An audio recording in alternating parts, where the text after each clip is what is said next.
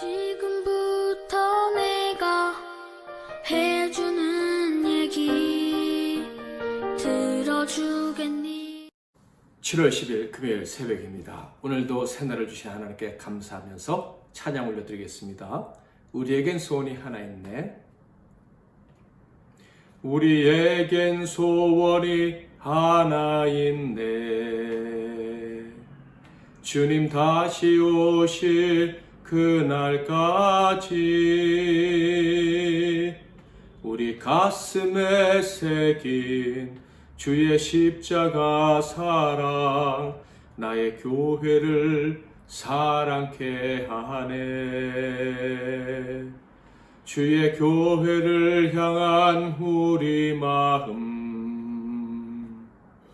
희생과 포기와 가난과 고난 하물며 죽음조차 우릴 막을 수 없네.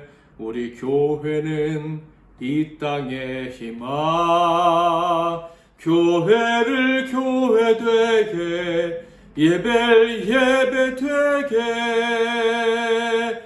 우릴 사용하소서. 진정한 부흥의 날 오늘 임하도록 우릴 사용하소서.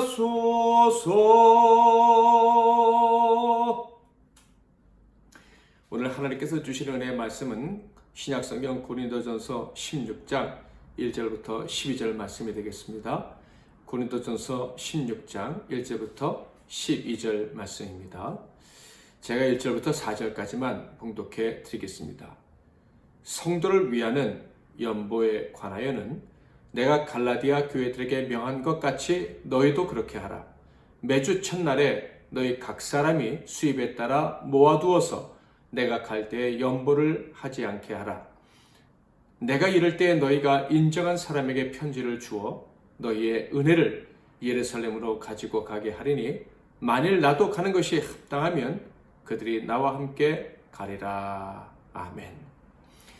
오늘은 소중한 일, 소중한 사람, 소중한 일, 소중한 사람 이란 제목으로 하나님 말씀을 상고하겠습니다. 고린도전서 16장은 고린도전서의 마무리 결론에 해당하는 장이다 할 수가 있겠습니다. 얼핏 읽으면 중요도가 좀 떨어지는 것처럼 느껴질 수도 있습니다. 그저 마무리하는 느낌이 조금은 들기 때문이죠. 그러나 16장 역시 다른 장들과 마찬가지로 절대로 소홀히 여겨져서는 안 되는 하나님의 말씀입니다. 주위에서 읽는다면 16장에서도 1절과 12절에서 우리는 성령님께서 주시는 아주 중요한 교훈을 크게 세 가지 얻을 수 있습니다. 오늘은 그 세 가지를 한 가지씩 살펴보겠는데요. 첫 번째는 구제에 대한 교훈입니다. 1절에 보면 성도를 위하는 연보에 관하여는 내가 갈라디아 교회들에게 명한 것 같이 너희도 그렇게 하라. 사도 바울은 연보, 즉 헌금에 대해서 교훈을 하고 있습니다. 너희도 그렇게 하라고 가르치고 있는 거예요. 지금까지 사도 바울은 교회가 지켜야 될 것들에 대해서 목회적인 교훈을 계속 주었었죠. 그리고 지금 여기에서는 헌금에 대한 교훈을 주고 있는 것입니다. 그런데 이 연보에 관하여는 이렇게 말을 시작하는 것을 볼 때 역시 고린도 교인들이 질문했던 것에 대한 답변이라는 것을 알 수가 있어요. 여기서 1절을 다시 한번 볼까요? 성도를 위하는 연보에 관하여는 이렇게 시작하고 있습니다. 즉, 이 연보 헌금은 성도를 위한 것이다 라고 가르치고 있습니다. 여기서 우리는 아주 중요한 점을 발견하게 되죠. 연보의 목적이 이웃, 특별히 함께 교인된 자들을 돕기 위한 것이다 하는 점입니다. 특별히 어떤 교인들이었습니까? 당시에 약 4년 동안 기근을 겪으며 힘들어했던 예루살렘 교회 교인들을 바로 돕기 위함이었습니다 라는 것이죠. 고린도 교회 교인들과 예루살렘 교인들은 아마 서로 본 적이 거의 없을 거예요. 게다가 예루살렘 교회는 바울을 파송한 교회도 아니고 특별히 직접적인 관계가 없다고 해도 과언이 아닙니다. 단지 처음 시작된 교회, 그 교회가 있었기 때문에 고린도 교회도 있게 되었다. 뭐 이런 대의적인 명분이랄까요? 그 정도의 의미가 있는 교회다라는 것이죠. 그러나 사도 바울은요, 함께 하나님의 자녀가 되었다는 그 이유 때문에 그저 돕자고 헌금을 격려하고 있는 것입니다. 사도 바울은 이 연보를 고린도 교회만 요청한 것이 아니라 갈라디아 지방에 있는 교회들, 이방인의 교회들에게도 요청을 했다고 1절에 이야기하고 있어요. 여기서 우리 교회는 아주 중요한 교훈을 얻습니다. 우리 교회 헌금의 목적이 무엇인가 라는 점에 대한 것이죠.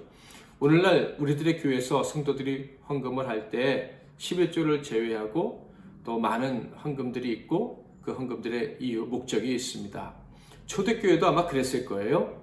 목회자들을 위해서, 선교를 위해서 이렇게 더 드려지기도 했을 거예요. 그런데 지금 고린도 교회에서 사도 바울이 헌금에 대해 이야기할 때 가장 강조하고 있는 것은 바로 구제라는 것을 알 수가 있습니다. 함께 신앙생활하는 도중에 어려움을 당하는 성도들을 돕기 위해서 헌금을 요청했다 하는 것입니다. 이것은요, 고린도전서에 흐르는 사상과 일치함을 알 수가 있어요. 사도 바울이 교인들에게 원했던 것은 무엇입니까? 바로 다른 이의 유익을 위해 살아가야 한다는 것입니다. 고린도교회 성도들에게 바로 다른 이의 유익을 위해 살아가는 사랑이 있어야 된다. 그것이 하나님의 영광을 드러내는 삶이다. 먹든지 마시든지 무엇을 하든지 하나님의 영광을 위해 살아가는 사람들은 바로 다른 사람을 도우면서 살아야 된다라는 거예요. 그러므로 헌금을 할 때에도 구제를 위한 헌금, 이것은 당연히 중요한 이유가 될 수밖에 없었다 하는 것입니다. 그러므로 오늘날 우리들의 교회 역시 헌금을 드릴 때 어디에 우선점을 두어야 할 것인가를 생각을 해봐야 할 것입니다. 바로 구제에 힘써야 한다는 거예요. 헌금을 드릴 때도 우리가 단지 먹고 놀기 위해서 드리는 것이 아니라 정말 어려운 이웃 교우들을 돕기 위한 구제의 목적으로 헌금을 해야 된다. 일상생활에서도 구제에 힘을 써야 참된 교인이다 하는 것을 알 수가 있습니다. 그런데 사도 바울은 이 중요한 목적으로 드리는 헌금에 대해서 얘기할 때 아주 조심스럽게 접근하고 있음을 알 수가 있어요. 2절 볼까요? 매주 첫날에 너희 각 사람이 수입에 따라 모아두어서 내가 갈 때에 연보를 하지 않게 하라. 분명 각 사람이란 말씀에서 모든 사람이 빠짐없이 헌금할 것을 기대하고 있다는 것을 알 수가 있어요. 그러나 수입에 따라서 헌금을 하며 잘 모았다가 헌금을 하라 말하고 있어요. 자기 형편에 따라서 헌금을 하라, 이런 말씀이죠. 마땅히 해야 될 일이지만 그들에게 주신, 각자에게 주신 은사에 따라서, 각자의 주신 성령의 감동하심에 따라서 헌금하고, 그 헌금한 것을 나중에 한꺼번에 드려서 미리 드리면서 비교하는 그런 일을 하지 말라라고 가르치고 있는 것입니다. 또한 구제금을 전달할 때에는 내가 동행할 수 있으면 함께 하겠다라고 이야기하므로 내가 구제연금을 얼마나 소중히 여기는지, 하나님이 얼마나 기뻐하시는 일인지를 강조하고 있습니다. 3절 4절에 기록되어져 있죠. 내가 이를 때 너희가 인정한 사람에게 편지를 주어 너희의 은혜를 예루살렘으로 가지고 가게 하리니 만일 나도 가는 것이 합당하면 그들이 나와 함께 가리라.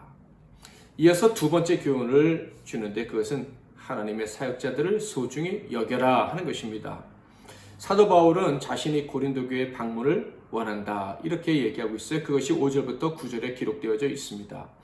이 말은 사도 바울이 얼마나 고린도 교회 교인들을 만나기를 원하고 소중히 여기는지 그것을 이야기하고 있는 것입니다. 그러므로 성도들도 사도 바울을 소중히 여기기를 바라고 있는 것이겠죠.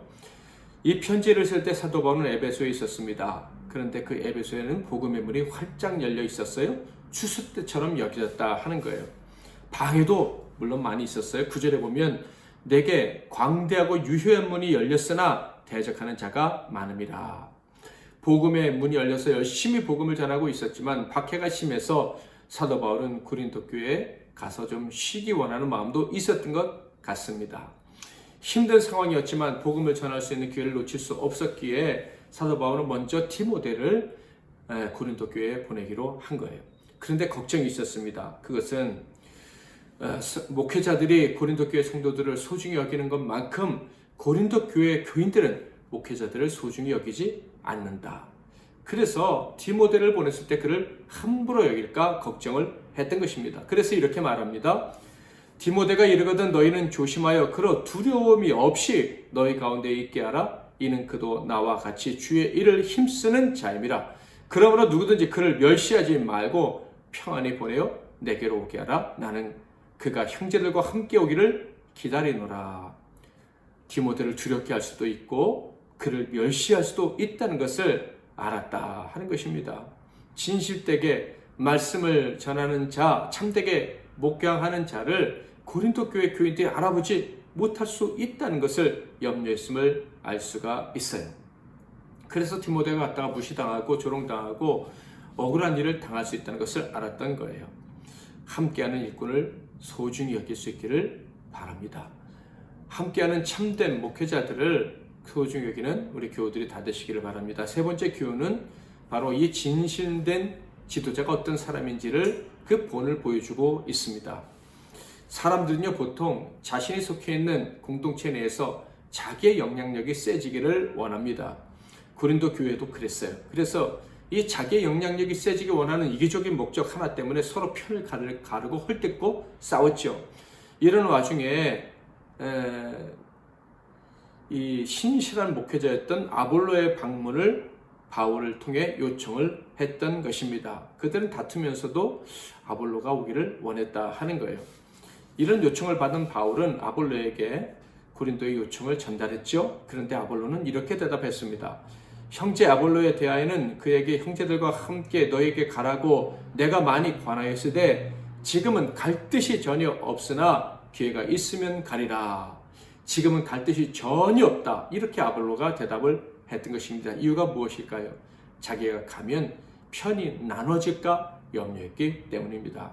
아볼로는요, 자기를 원하는 사람들이 많다는 것, 아직 고린도 교회에 자기의 영향력이 크다는 것, 이런 것들 때문에 마음을 빼앗기는 그런 목회자가 아니었음이 분명합니다. 그의 마음은 바울과 같았던 거예요. 나는 죽고 교회를, 성도를 세우기만을 원했던 그것이 아볼로의 마음이었다. 참으로 진실된 종이었다 하는 것입니다.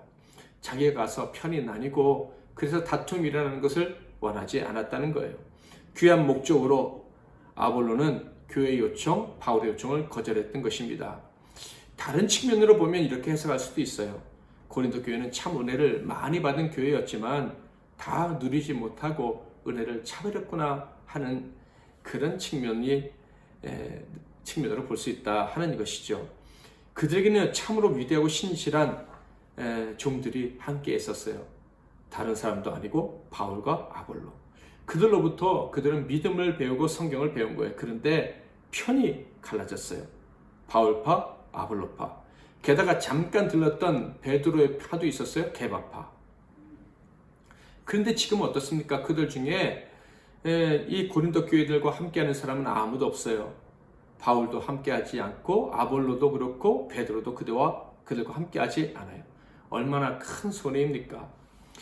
목회자든 성도이든지 간에 지금 내 곁에 있는, 우리 곁에 있는 충성되고 거짓이 없는 하나님의 종을 알아보는 눈이 있다는 것, 이것은 너무나도 귀한 자산인 거예요. 그런 눈이 없었던 고린도 교회는 참 불쌍하다 하는 생각마저 듭니다. 지금 우리 교회는 어떻습니까? 성도 여러분은 어떻습니까? 말씀을 통해서 돌아보시기를 바랍니다. 그래서 첫 번째로는 정말 우리가 해야 될 이 일을 하고 있나 볼 수 있기를 바랍니다. 구제하는 일이죠. 두 번째로는 정말 내가 신실한 하나님의 종들을 알아볼 수 있는가? 내 곁에는 참된 일꾼이 있는가? 내가 그들과 함께하는 복을 누리고 있는가? 하는 것을 돌아볼 수 있기를 바랍니다. 구제를 행하고 참된 일꾼들을 알아보아서 하나님이 기뻐하시는 교회로 회복될 수 있기를, 우리의 교회와 이 땅의 교회들이 회복되는 복을 받기를 주님의 이름으로 축복합니다. 우리에겐 소원이 하나 있네. 한 번 더 찬양하겠습니다. 우리에겐 소원이 하나 있네. 주님 다시 오실 그날까지 우리 가슴에 새긴 주의 십자가 사랑 나의 교회를 사랑케 하네. 주의 교회를 향한 우리 마음, 희생과 포기와 가난과 고난, 하물며 죽음조차 우릴 막을 수 없네. 우리 교회는 이 땅의 희망, 교회를 교회되게, 예배를 예배되게 우릴 사용하소서. 진정한 부흥의 날 오늘 임하도록 우릴 사용하소서. 성령 안에 예배하리라. 자유의 마음으로 사랑으로 사역하리라. 교회는 생명이니 교회를 교회되게, 예배를 예배되게 우릴 사용하소서. 진정한 부흥의 날 오늘 임하도록 우릴 사용하소서.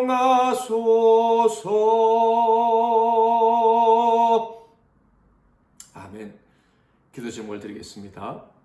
영광스러운 교회와 그 교회의 일원으로 받은 사명을 갚으며, 사랑을 갚으며 살아가게 하옵소서. 신실하게 교회와 성도를 사랑하고 이웃을 구제하는데 인색하지 않은 삶을 살게 하옵소서 라는 제목으로 첫 번째로 기도하겠습니다. 두 번째로는 우리의 삶에서 구제를 실천하게 하시되 오늘부터 실천을 하든지 저축하면서 준비하든지 구제의 삶을 바로 시작할 수 있도록 도와달라고, 참된 교회가 되게 해달라고 기도하겠습니다.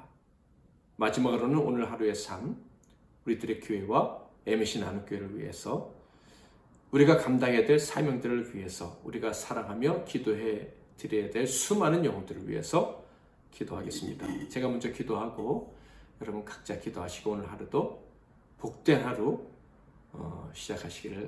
복된 하루로 시작하시기를 바랍니다. 기도하겠습니다. 하나님 아버지, 우리를 교회로 불러주셔서 감사합니다. 이 영광스러운 교회, 사랑받은 교회가 해야 될 일은 구제하는 것이고, 또 하나님의 신실한 일꾼들을 알아보고 동역하는 것임을 오늘 말씀을 통해서 깨닫게 해주시니 감사합니다. 우리가 서로 사랑하는 가운데 하나님의 말씀을 전하고 이 말씀을 바르게 전하려고 또 구제하는 이 실천의 삶 게으르지 않도록 우리를 도와주시고 우리에게 힘을 주시옵소서. 구제하며 복음 전하며 복음 전하는 자를 소중히 여기는 가운데 주님의 몸된 교회가 든든해져 가는 것을 보는 우리 모든 성도들, 이 땅의 성도들 되게 하옵소서. 예수 그리스도의 이름으로 기도하옵나이다. 아멘.